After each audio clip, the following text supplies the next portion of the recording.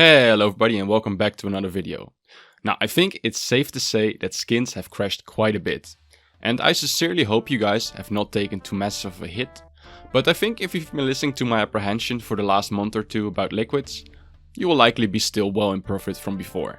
With that being said, after every crash the question inevitably pops up. Should I buy the dip? Now the thing is, you never really know if your buying will actually be the bottom, or if you're gonna dip even further, or if it even will bounce back at some point. So before we discuss the likelihood of this actually being the bottom, let me start off by saying if you're buying skins because they dipped, don't let it be an investment, but let it be because you want to play with them in game. That way, you will never really lose. So we had dips before during the CS2 era, from the announcement till full release. Think also of the Paris dip, of course, but not quite like this yet, right? This is more comparable to one of the CSGO crashes like that in 2021 with the release of Riptide. Now, so far the market has always recovered, and in hindsight it's easy to say, oh yeah, I was always sure it would recover. But the difference between then and now is that there was nothing wrong with CSGO during those times. The game was still as loved as ever, people played it, came back for operations, general cycle of the game, right? And it was growing. But now we have another game underlying the same economy, and of course this gives us the most fundamental change skins could ever have. And so far the change has not been a positive one, let's be honest. CS2 runs bad on older machines, which makes sense, but it causes multiple people to quit. There are desync issues causing people to quit. There's still no anti-cheat, community servers or other game modes causing people to quit. We are now back to having the same amount of players as before the CS2 announcement, which is a decrease of over 10%, which is quite a lot to be fair. So you might be thinking now, so that's it? Do I have nothing positive to say about this? Well, I do. There's some positive news as well. And I want to discuss something that we've not seen before, which is like an interview with the Valve devs, and why I think that might be a little bit more positive than we are currently thinking. But first a word from today's sponsor. Are you tired of buying and selling skins for high fees? Check out csgoempire.com, where you can sell your skins for a fair price, but without any fees, or even buy skins for a nice profit.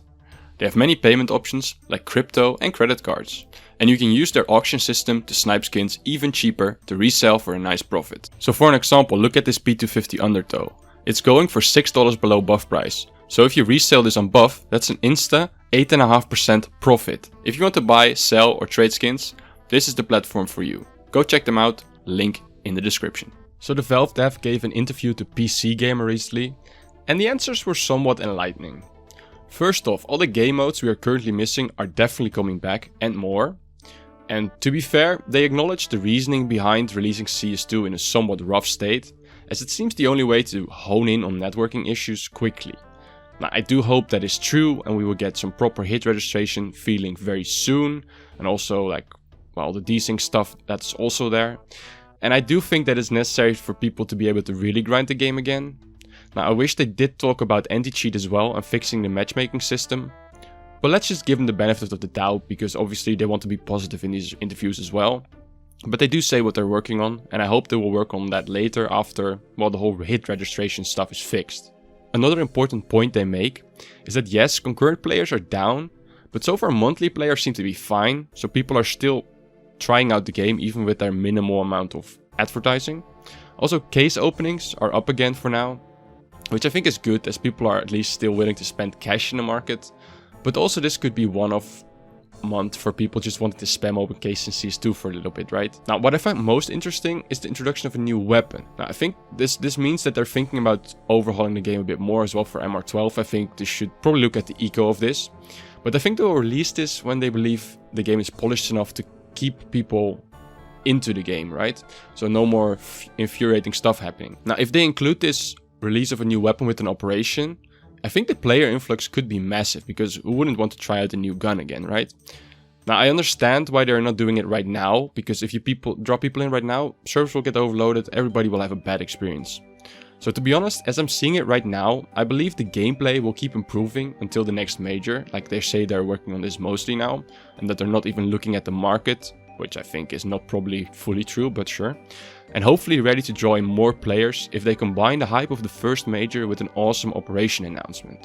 So to circle back on our initial question, should you buy the dip? Well, in my opinion, Only if you're really playing CS2 for the foreseeable future. If you're kind of done with it right now, I understand. Since I think there's a good chance skin prices will dip lower, maybe not as massive as they've done in the past few days, but because we probably will see slower and slower updates until the major next year, because they have to now start fixing the really big problems, right? So more people will likely lose interest, and we will also see the monthly players go down a bit, I think, because I don't think they will release stuff in the meantime. So with nothing to bring them really back, you know? So I'm not sure we have truly reached the bottom yet for most items, but even with the panic selling going on right now, who knows? Like, some of these deals will turn out great in the long term anyway, because people are so scared of them dropping another 10%, which they may not. They may drop like 2% at most, so they will sell under that. Now that's all I have for you guys today. Don't forget to subscribe, and I will see you in the next.